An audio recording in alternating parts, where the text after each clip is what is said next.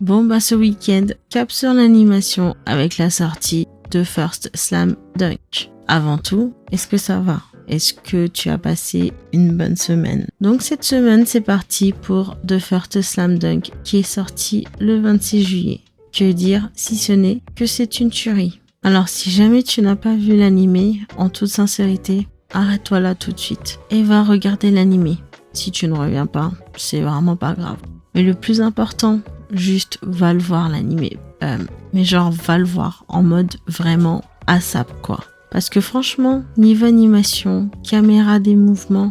Ah non, attends. Non, c'est mouvement des caméras. Ben c'est juste une tuerie. Et si en plus t'es fan de basket, alors là, t'en auras vraiment pour ton argent. Comme tu peux le voir, je suis grave en adoration devant cet animé. Déjà que je m'estimais être gâtée avec Spider-Man Across the Spider-Verse, qui est aussi une tuerie selon moi, et ben Slam Dunk a été une magnifique surprise. Je ne m'attendais franchement pas à revoir un chapitre de leur histoire que je connaissais si bien revenir sur grand écran. Et pour la première fois de ma vie, même si je savais déjà comment le match allait se dérouler, je l'ai lu assez régulièrement, plusieurs fois pour connaître le manga dans les grandes lignes et les googleries du grand génie Sakuragi. Eh ben dis-toi que j'ai réagi comme si je regardais le match pour la première fois. Je sais que c'est bizarre, mais je te jure que c'était l'impression que j'avais.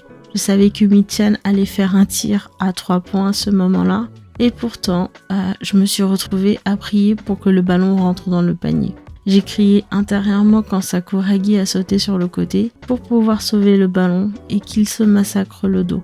Je savais qu'Akagi allait avoir un moment de faiblesse et je l'encourageais à ne pas écouter cette petite voix de que Rukawa allait se déchaîner. Et j'étais excitée à l'idée de voir ce premier check entre Rukawa et Sakuragi. Et petit plus quand l'entraîneur fait le yes, ça c'était trop bien. Et il y a aussi Miyagi que je n'attendais franchement pas être l'élément central de cet animé. Miyagi que je découvrais sous un nouveau jour. Et là pour le coup, ça a été vraiment une autre belle surprise. L'animé choisit de se focaliser sur le passé de Miyagi et pour le coup, mis à part le match, toutes les autres parties que j'ai vues sont de nouveaux éléments qui complexifient ce personnage que je pensais être simple. Avec les éléments du flashback qui permettent entre autres de ralentir le rythme effréné du match, Inoue raconte l'histoire de Miyagi qui malgré sa joie et sa bonne humeur cache dans son passé son lot de malheurs qui ont frappé le jeune homme et sa famille durement. L'animé se contente de narrer sa jeunesse, mais il le fait tellement bien. Et tu vois que Miyagi, il en a vu des vertes et des pas mûres. Et pourtant, tu te rends compte que tous les événements de sa vie l'ont conduit à cet instant T. À la fois pour lui et à la fois pour nous, public. Et j'ai découvert avec un grand plaisir non dissimulé ce personnage qui, le temps de cet animé, devient le personnage central de The First Slam Dunk. Non, sérieusement, Sakuragi, il devient carrément le faire-valoir gogol qui fait des petits passages pour faire rire. Et franchement, j'ai trouvé ça quand même un peu bizarre. L'animé, il a commencé en mode flashback. Tu sais quoi ? Jusqu'à que je vois la petite animation des personnages qui apparaissent les uns à la suite des autres au début, je savais vraiment pas que ça allait se focaliser sur le match Shohoku contre Sano. Et ça m'a choqué parce que purée, le trailer, il a vraiment fait son job. Le truc ne m'avait donné aucun indice et je te jure qu'en rentrant, j'ai re-regardé le trailer. Et ouais, je confirme, le truc ne laisse rien transpirer. Ça faisait tellement longtemps que je n'avais pas vu un aussi bon trailer. Après, j'ai arrêté de les regarder en vrai. Donc c'est un peu normal que je dise ça. Le seul a priori que j'avais eu en commençant le film, c'était les couleurs. Faut savoir que les covers des mangas et même l'animé dont j'avais vu quelques épisodes avaient des couleurs très fortes, très marquées et c'était vachement coloré, tu vois.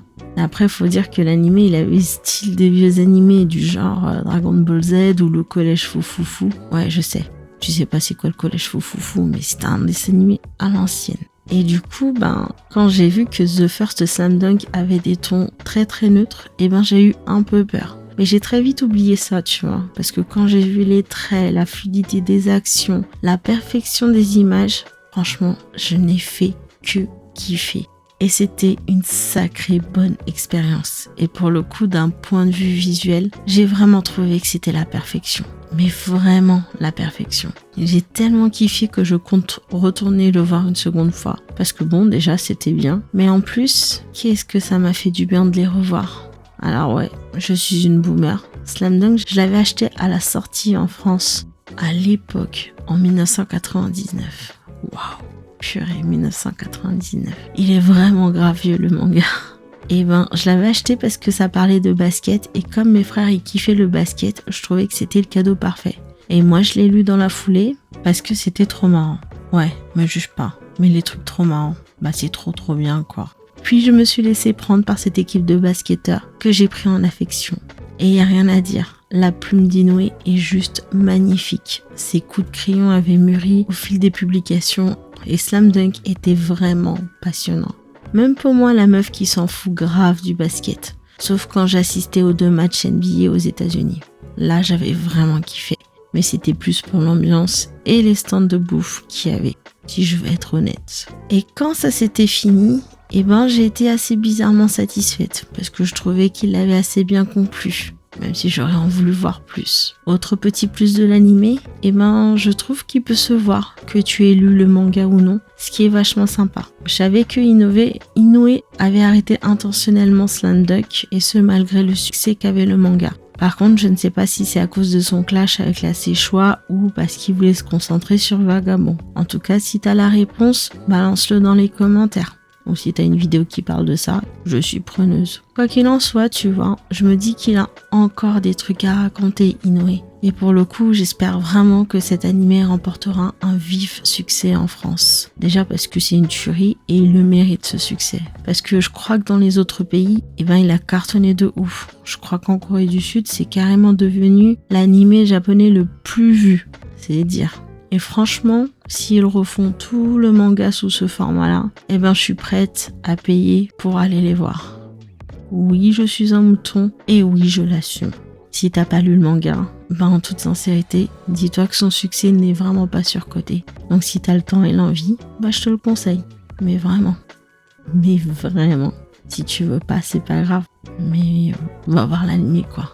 Voilà, c'est tout pour aujourd'hui. Comme d'hab, prends soin de toi. Profite bien de la semaine à venir et je te dis à dimanche prochain.